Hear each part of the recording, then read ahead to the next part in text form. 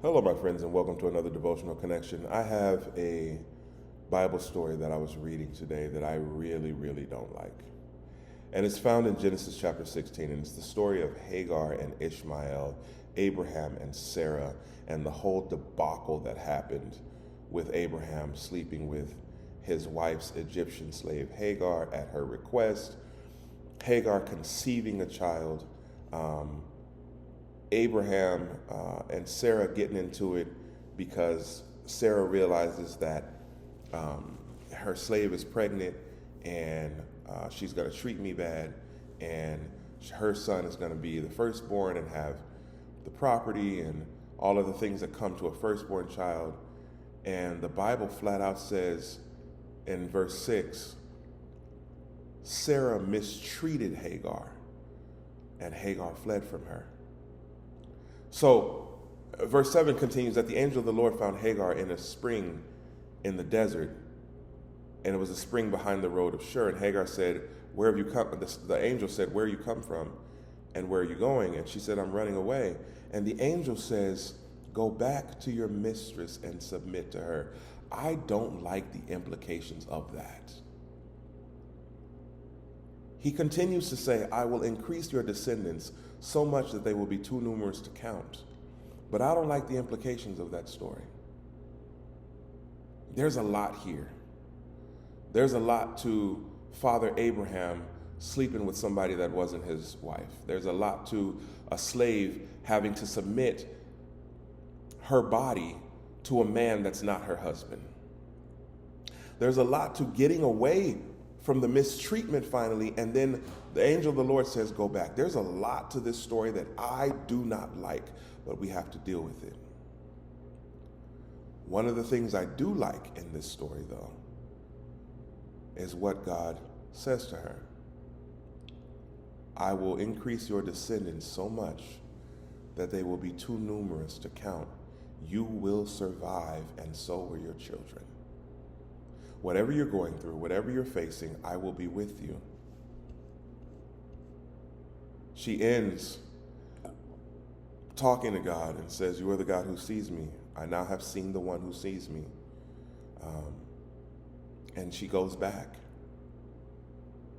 An angel, and Ishmael is born. Abraham is 68. And she goes back to the home, and God is with her the entire time. The part of the story that I do like is that God sees you no matter where you are and what you're going through, no matter your social status, no matter what you've had to endure, no matter the mistreatment. He sees you. And if you notice, he went to Hagar and gave her a promise himself. He gave her a word himself. He gave her instructions himself. She would not be alone. There was a price to pay, but she would not be alone. And the price was for the sins that were committed, I assume. Like I said, I don't like this story. It bothers me on many levels. But her descendants would survive and be too numerous to count. The same blessing that was given to Abraham and his descendants was now upon her as well. What do you do when God says, instead of running away from the problem, I will walk you through the problem? Because that is what I see across the Bible time and time again. God does not run away from it. He walks you through it. He walks you to it.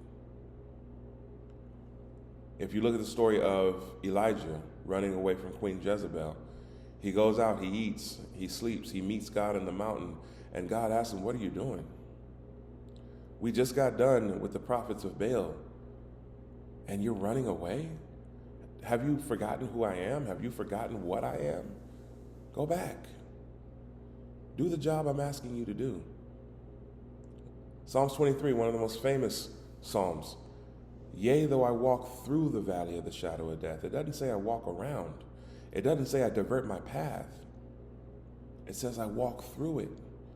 And what do you do when God says, "No running, we're going to go through this, and I will be with you"? even unto the end of the age. That's the part of the story that I like. That's the part of the story that resonates deeply with me. That no matter what you're facing, no matter what you're going through, no matter what situation you're in, you are not alone. And even when you feel like you are at your worst, even when you feel like you are absolutely alone and no one's around, God says, I'm right here with you. I will never leave you nor forsake you. Do not fear the world. I have already overcome it. I am God. I will see you through. As followers of Christ, one of the things that I enjoy the most is that we're not alone. We're never alone. Even when I see no one else with me, even when it feels no one is on my side, even when no one understands what you're going through, even when no one has the same upbringing, culture, background, no one has the same world of view as you do, you're not alone. God is still with you. What makes you tick, what makes you work, what you enjoy, what you love, what you're facing, what you're feeling, here's the truth. He is with you. And if you just happen to reach out, the Bible says there he is, closer than anyone. I love our God for so many reasons. But one of the greatest ones to me is he is with me always. Always. Talk to you again soon.